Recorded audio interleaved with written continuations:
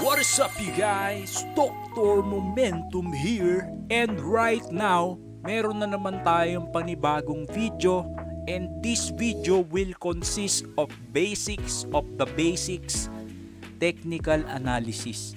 Ito ay para sa ating mga Pilipinong newbies na gusto talagang matuto sa trading, investing at sa financial markets. So ibibigay natin ito libre. Okay, so ang topic natin is how to read every candlesticks on a chart. So ngayon, pagtapos ng video na to, malalaman nyo na kung ano ang meaning ng bawat kandilang nandirito sa chart na to. Okay? So kung gusto nyo yon, comment nyo naman 1 sa comment section natin para malaman ko kung nandyan pa ba kayo, kung meron pa ba nanonood sa atin. Okay? Pero kahit may isang nanonood lang sa atin, hindi tayo mapapagod magturo sa ating mga mamamayang Pilipino. Okay? So iboto sa halalan, Dr. Momentum number 10 sa balota. Joke lang. Okay, let's go. Ready na tayo. So nandito na tayo sa ating blackboard.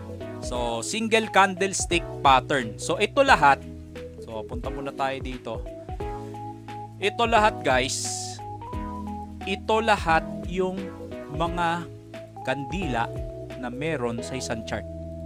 So kung meron kayong hindi nakikita dito, wala yun for sure sa chart. So lahat niyan, ito na yung mga lahat ng klase ng kandila na kailangan nyong i-memorize kung gusto nyong matuto o gumaling sa trading. Hindi nyo kailangan i-memorize yung bawat names, pero kailangan nyong i-memorize by heart kung ano yung psychological meaning behind every candle. Okay? So, sige, punta tayo sa doji. Doji muna. So, doji, ang meaning yan is ganito lang. So, kunyari, ito, di ba? Cross, doji. Nag-open yung presyo sa piso, pumunta sa 1.02, bumaba sa 0.99, tapos bumalik sa piso.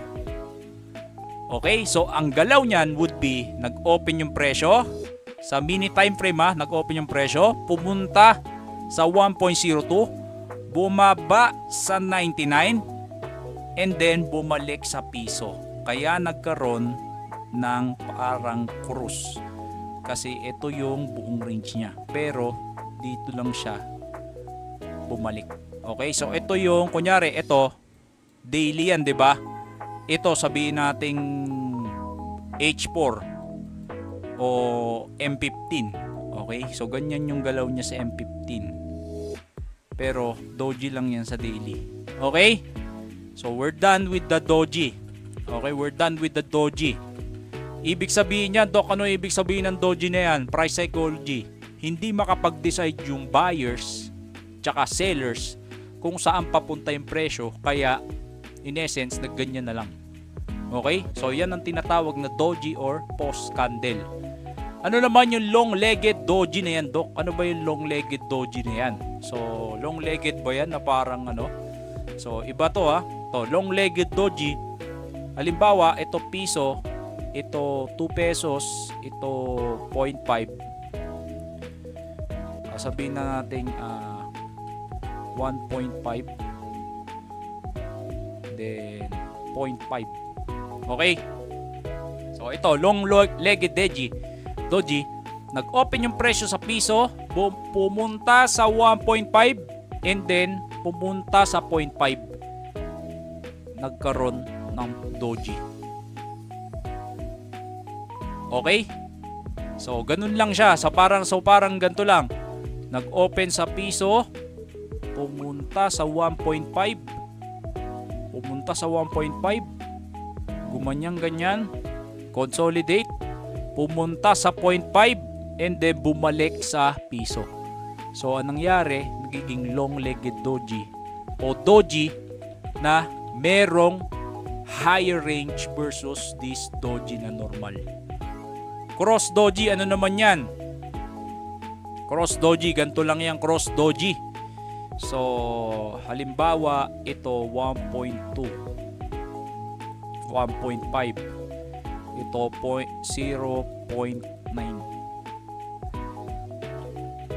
Actually, 0.8. Okay? Nag-open yung presyo sa 1.2, pumunta sa 1.5, nagkaroon ng downtrend sa lower time frame, pumunta sa 0.8, tapos bumalik sa 1.2. Yaan na yung cross doji. So nag-start sa 1.2, tumaas sa 1.5, bumalik sa 0.8, bumalik sa 1.2. So gets nyo ba? So ganun lang siya. Medyo mahirap lang intindihin, pero sige, i-replay nyo nang i-replay. Uulit-ulitin ko para sa inyo, para matutok kayo. Okay, so ito hammer. Dok, ano naman tong hammer na to, Dok? Ano naman tong hammer na to, Dok? So, hammer, halimbawa dito, yan, di ba?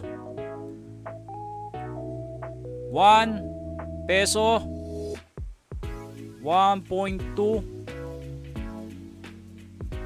1.5, and then 0.9. Nag-open sa piso, pumunta sa 1.2, pumunta sa 1.5, pumunta sa 0.9, bumalik sa piso, and then nag-close sa 1.2. Okay, so sa mini time frame, ganyan ang itsura niyan. Possible na itsura niyan. So ang malaga, nag-open sa piso, nag-close sa 1.2, binisita yung 1.5, binisita yung 0.9. Gets? So yan ang hammer. Okay? So medyo mahaba to, no? Medyo mahaba, pero basically ganun lang siya. So kunyari ito, so i-ano na natin, i-discuss na natin lahat. So ito, hanging man, no? Kung mapapansin nyo, dito, zoom tayo dito. Hanging man naman, ano yung hanging man? Piso, 0.8, ito 0.6, ito 1.2. Teka, medyo maliit. So hanging man naman, pula, no? Pula. Sabihin natin, kunyari, pula to, no? Pula. Pula.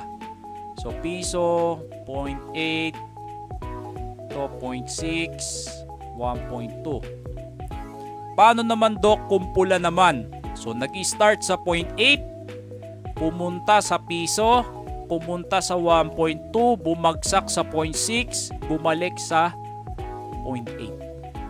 Okay? Kaya naging pula. Kasi nag-start sa piso. Okay? So nag-start siya sa piso, pumunta sa 1.2, bumalik sa 0.6, and then pumunta sa 1.8. So ito yung opening, and dito yung close. Opening, close. Range. Okay? So ganun lang kung paano siya bumasa. So inverted hammer, babaliktarin mo lang yung inverted hammer. Ngayon kunyari green yan, piso, 0.8, 0.6, 0.4. Nag-start sa 0.6, nag-open, pumunta sa 0.8, pumunta sa 1, pumunta sa 0.4, and then nag-close sa 0.6. Okay? So, ganun lang siya. Uulit-ulitin nyo lang. Basta kung green yung candle, ibig sabihin dito nag-open yung presyo. Okay? Pag red yung candle, ibig sabihin yan dito nag-open yung presyo sa taas.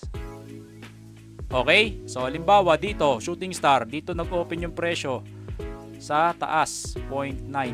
Dito naman sa baba, 0.8.